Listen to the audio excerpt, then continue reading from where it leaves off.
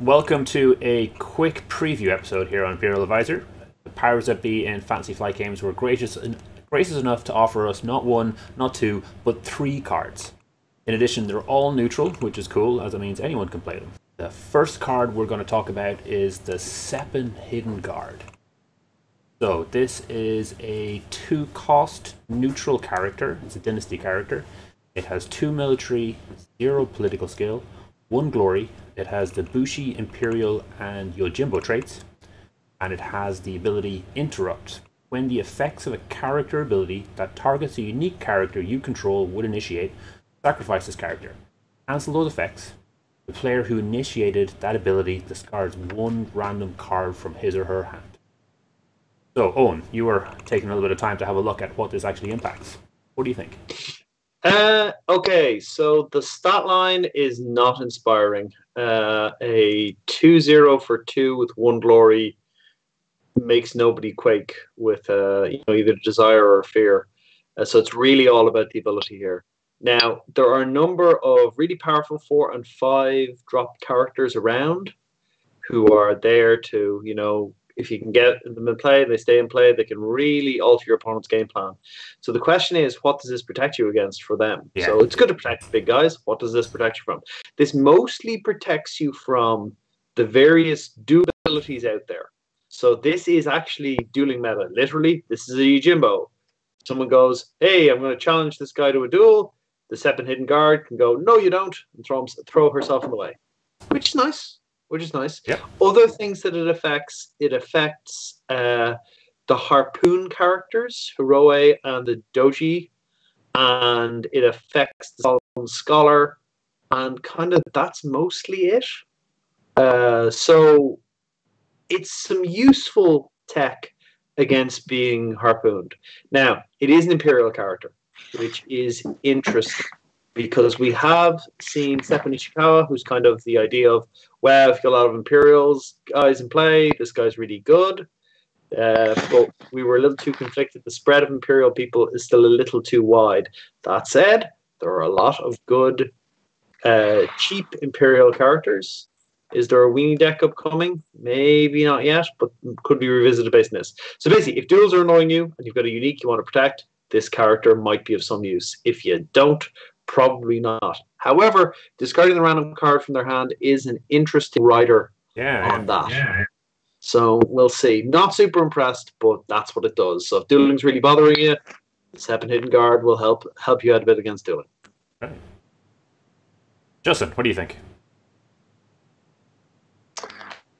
Kind of much what Eoin said. The range of effects that it saves you from are fairly narrow. And if this is on the board, your opponent is more than likely, I suppose, they're not going to target a unique, but they will pick on the best non-unique they can if this is going to be a problem. So it shifts the problem along without really preventing it at all. It's fine. I can't imagine it's going to see any play immediately, but you never know. It's the kind of thing that, in a few sets' time could have legitimate uses in certain decks. It's got the suite of traits that it has, Imperial and Yojimbo, could see some cards that interact with them in the future. So not much there right now, but I suppose keep an eye on it. It could be worth playing 1 or 2 maybe at some undetermined point. It's fine. Yeah, so there's obviously a couple of difficulties with it, because you're waiting for your opponent to hit that unique character. It needs to be in a character ability that targets them. It does do some interesting things, though, in that it doesn't look like you necessarily need to be in the conflict. So you could have this Seppin Hidden Guard, sitting at home, and when Muramoto Hitomi issues her jewel, all of a sudden this Seppin Hidden Guard can step out of the shadows, presumably, and sacrifice herself for the greater good. Kind of cool. The 2 cost is a bit weird. It's not a great number, and you kind of want to get a character like this out and sacrifice them straight away, but does your opponent just have to wait a turn? We're getting a lot of Imperial cards There's some suggestions that we're going to be looking at the Emperor and the Emperor's two heirs in the last pack. So in some of the recent sets, we got another a Tomo Courtier, as they're called. I can't remember the exact stats, but I know when they leave play, everyone drew 2 cards, which is very funky. Yeah, definitely not going to a deck immediately, but could be interesting for something in the future. Alright, let's on to our next card. Alright, the next one we have is another Imperial card. It's the Nia Library. So this is a unique holding with +1 province strength. It's Imperial and Library. Limit 1 per deck, which has caused some controversy before. And action, look at the top 4 cards of your Dynasty deck. You may choose an Imperial character from among them and switch it with this card face up. Put the cards back on top in any order. Justin, you were quite enamored with this one when it came. Yeah, I really like this. I really like the design of this. Okay, so to start with, obviously, it's if you're playing an Imperial deck, if you're playing a deck with an awful lot of Imperial characters in it, this becomes a great way of digging for specific characters. Like, as you said, if the rumors are true and we are seeing the Emperor and the 2 heirs come up, the chances are they will be quite powerful, and a card that helps you dig for them is very likely to be a welcome thing. This is a limit 1 per deck, but unlike unlike the unmitigated disasters that I think every single limit 1 per deck card has been so far, in terms of either being way too powerful or just garbage, I think this actually has some interesting utility outside the Imperial character shenanigans to make it really kind of useful. So it doesn't actually. It's a holding that basically gives you information about what's coming up, which is interesting. Now, that said, if you want to reuse the ability, then it's you're in a situation where you do actually require Imperial characters in it in order to switch it into your deck so you can use it again. But you can also look at it. Yeah. So actually, I take it back. You actually need this in a deck that has Imperial characters that you want to dig up and put into play. But if you do have that deck, then it gives you it gives you a useful engine. It gives you a lot of information on what's coming up in the Dynasty, and the fact that you can organize the cards is an additional boon. So we've all been faced with turns where the game state is tightly balanced, and we've got like a favorable ground in our provinces, or we've got there are a couple of holdings, and you're thinking, God, which one should I keep both of these? Can I afford to keep any of these? Should I ditch both of these? And a card like Imperial Library means that you know exactly what's coming up on the top of your Dynasty deck, so you can tailor your turns. And the fact that this can be recycled to be used every single turn, if you've got enough Imperial cards, means you're always going to know what's coming up, which means you can plan your Dynasty phases with some degree of efficiency. Yeah. And that is pretty cool. So yeah, I mean, in decks with sufficient Imperial characters to basically turn this into an engine, I think it's a really, really interesting, funky ability that has great utility and overall, and potentially quite significant power, without being completely broken or utterly useless at any time. And it's the kind of card that makes kind of sense at limit 1 per deck. If this was a 3 per deck card, then you may be looking at far too much efficient digging and searching. So overall, I'm a big fan of the design of this card. Owen, is this going to make Raise the Alarm a shoe-in for every crab deck? No, but okay. So it's interesting. I like the balance on it in a lot of ways. I'm not sure how consistent it's going to be, but the fact that it can kind of go, okay, it's another card that means you having a slow Dynasty phase gives you more options, because hey, you might be able to dig through it and get something else. I think a couple of things like that are a good idea, because at the moment, passing early in the Dynasty phase is an excellent choice. and with the great range of conflict characters everybody has, and passing first, building with a fate advantage being such a huge part of the game, it's nice to see some stuff for, well, actually, I'm going to take a little bit more time with my dynasty, and I'm going to basically mill through a bit. I'm going to look a bit. You need quite a lot of dynasty imperial characters to make this work, but it's a nice idea.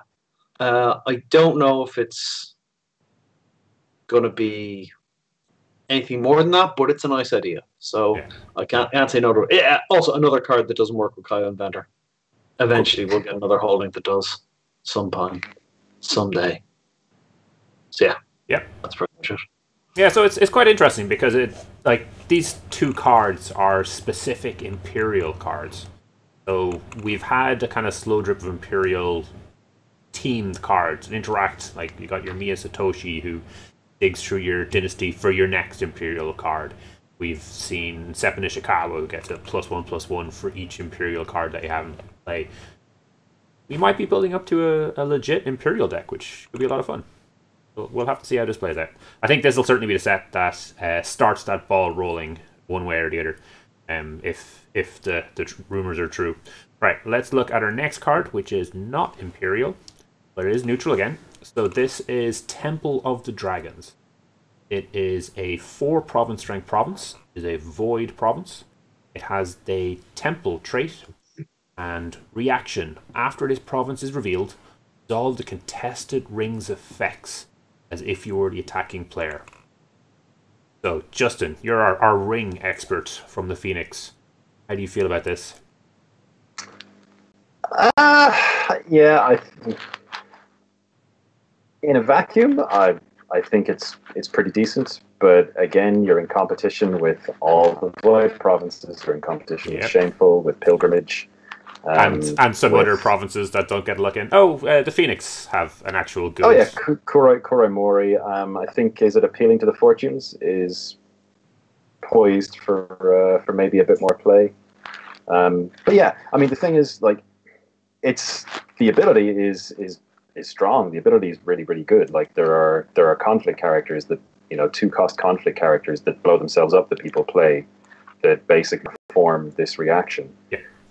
And when you take a look at the different rings, like when you go through them, like if they're going for void, then you get a super powerful meditations that can hit anybody on the board. Yep. And meditations feels bad when they attack with people who don't have fate, but it feels wonderful when they attack with people who do.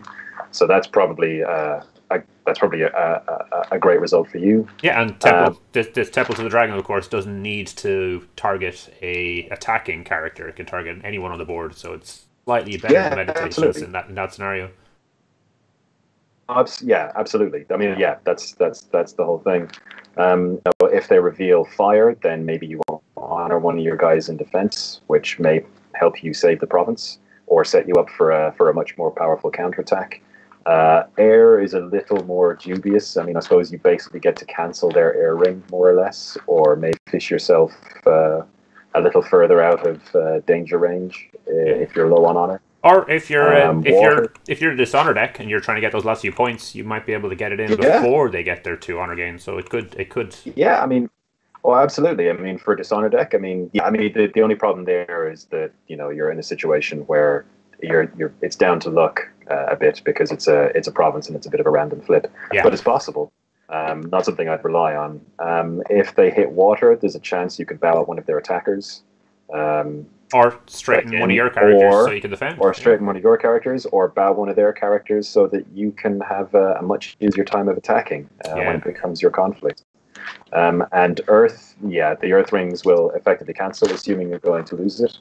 But, I mean, then there's always the chance that this flips it. If you have display of power to back it up, then you effectively get to double resolve rings, which could be really horrible. Yep. If someone blunders in with a void ring and all of a sudden you resolve Temple of the Dragons and then display their void ring, that's probably their board evaporating that turn.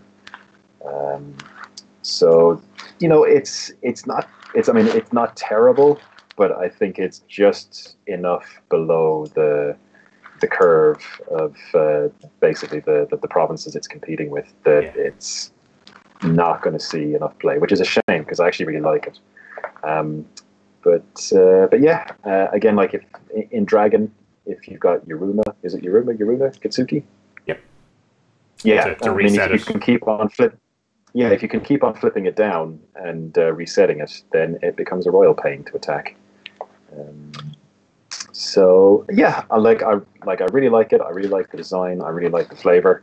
But again, I just don't see it having enough of a positive board impact, or enough of a reliably positive board impact to outdo Pilgrimage or Shameful or Kuroi. So, Owen, what do you think? So it's the most competitive province slot by a long way. Yeah. However, the ones that people are usually interested in are the tanky ones. So both Shameful Display and Pilgrimage are tremendous kind of tanky provinces. They're difficult provinces to take. They're difficult provinces to get value out of. I mean, charging into if you're a high glory clan and you charge into Shameful Display and your opponent is someone half decent to defend with, it's hard times. And it's just a tremendously painful province to attack into. And Pilgrimage can be an incredibly frustrating province to attack into.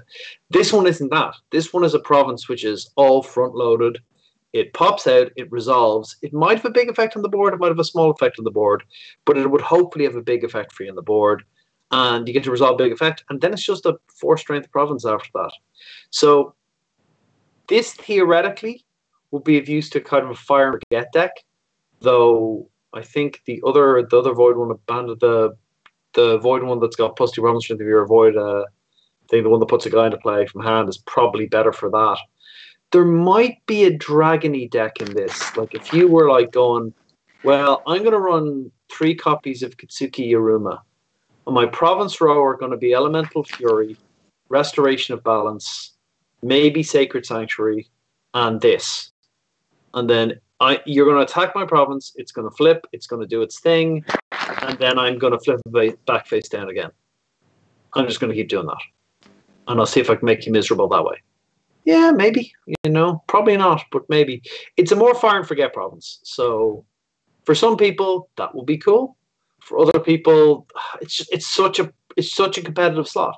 Like Dragon of Seeker or Void. And they will probably be like, well, maybe I'll just run, Pilgrimage and Shameful Display, and it's a no-brainer. Yep. So it's a difficult slot. I was looking at kind of going, would it be too strong as an action?